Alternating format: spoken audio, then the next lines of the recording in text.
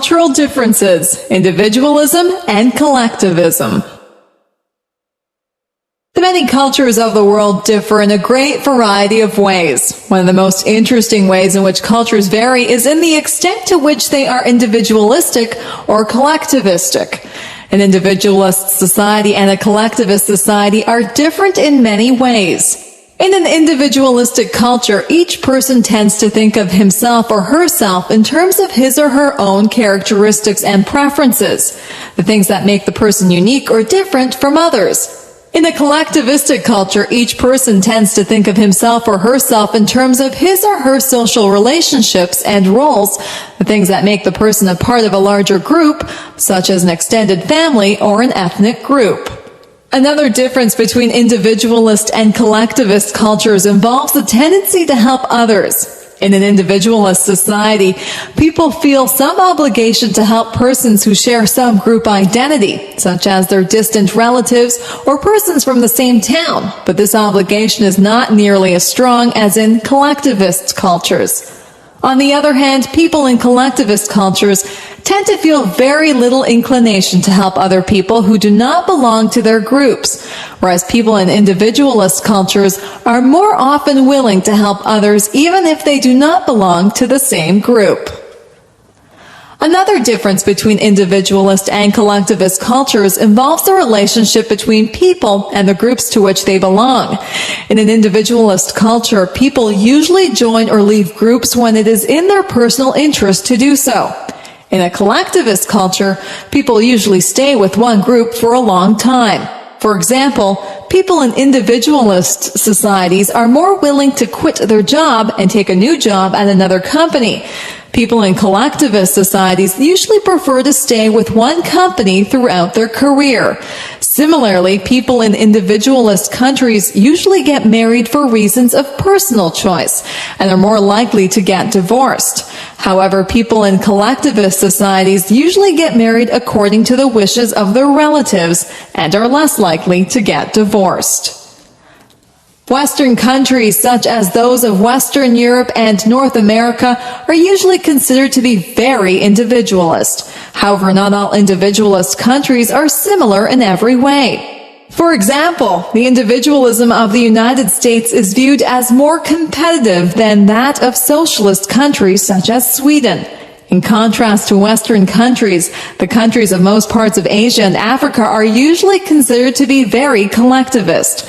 Collectivist countries also differ from each other in many ways. The idea of individualism versus collectivism is an interesting way to understand some of the differences between cultures.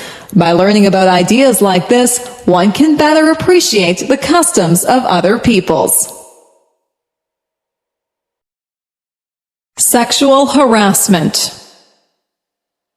When an employee is subjected to unwanted sexual advances or comments by a coworker or an employer, we say that the employee is experiencing sexual harassment. In some workplaces, sexual harassment is a serious problem. In its most blatant form, a boss may demand sexual favors from an employee and threaten to fire the employee if she fails to comply. Similarly, the employer might promise a promotion or raise in exchange for some sexual favor. Whenever an employer uses the prospect of reward or punishment as a way of obtaining sexual access to an employee, sexual harassment has occurred. This is not the only form of sexual harassment. Sometimes an employee may be subjected to demeaning comments by her employer or coworker. For example, a boss might make vulgar comments about the physical appearance of the employee. Another example is that a coworker might make remarks that speculate about the sexual behavior of the employee. In both of these cases, the employee is treated disrespectfully on the basis of her sex, so both cases would represent sexual harassment. Some forms of sexual harassment are more subtle. If a group of workers exchanges offensive jokes of a sexual nature in such a way that they can be easily overheard by other workers, then this is also a form of sexual harassment. Similarly, if workers post pornographic pictures in their workplace in such a way that they can be seen by other workers, then this also represents sexual harassment. In both cases, the workplace becomes an environment in which the employee is made to feel uncomfortable because of her sex. Sexual harassment usually involves a female employee who is being bothered by a male employer or coworker. In some cases, a woman might sexually harass a man, or one person might sexually harass another person of the same sex. However, these cases are not as common. Also, in some cases, the person who commits sexual harassment is not a boss or coworker, but a customer or a visitor to the workplace. Sexual harassment is a form of intimidation and abuse of power that causes much stress for many employees. In recent years, many steps have been taken to reduce the occurrence of sexual harassment. Educational campaigns have been designed to teach people that sexual harassment is wrong. Stronger penalties for sexual harassment have been introduced. Another way to reduce the prevalence of sexual harassment is to develop a culture of respect in the workplace. People need to be aware of how their jokes or comments might be perceived by others, and to imagine how they would feel if one of their relatives were subjected to sexual harassment. Employers and employees must recognize that sexual harassment is a serious concern and treat potential cases of sexual harassment very seriously. Each company should have clear policies about sexual harassment, and each should establish a fair and efficient process for dealing with complaints of this kind. In this way, the workplace can be a comfortable environment for all persons. Obesity and nutrition. For people in many countries, one of the great triumphs of modern life is that there is a great abundance of food. In those places, problems such as starvation and malnutrition are no longer prevalent, and people do not worry about going hungry. Despite the fact that there is plenty of food in modern countries, people still face many health problems that are related to their diet. One problem is that modern technology has made it possible to produce cheap and tasty food that is not very healthy. This leads to the problem that many people are obese or very overweight. One example of this is the fast food that is served by many restaurants. This food is often cooked by frying. Fried foods contain a high proportion of fat.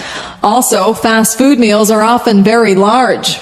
When people frequently eat large amounts of fried fast food, they will likely eat too much fat. This excess can lead to weight gain. Of course, many people enjoy the taste of fried fast food and like to eat it occasionally. However, eating this kind of food too often is bad for one's health. Another example of health problems caused by modern food products involve soft drinks and other sweetened beverages.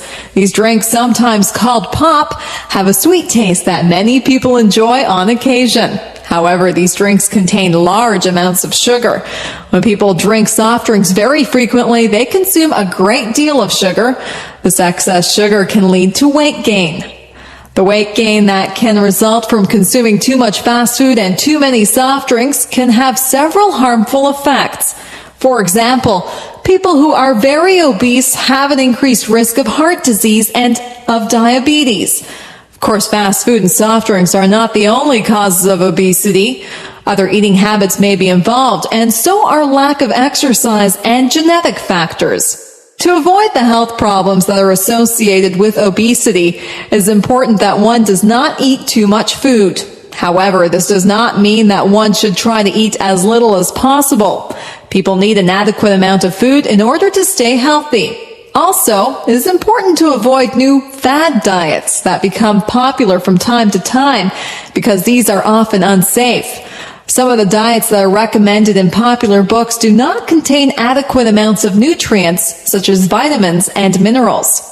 Instead, one should try to eat foods that are nutritious. For example, foods such as fruits, vegetables, grains, and lean meats have many vitamins and minerals that are needed for good health. People whose diets consist mainly of these foods will probably be much healthier on average than people whose diets contain too many foods that have high levels of fat or sugar. In addition, many of these nutritious foods are also very tasty and enjoyable to eat.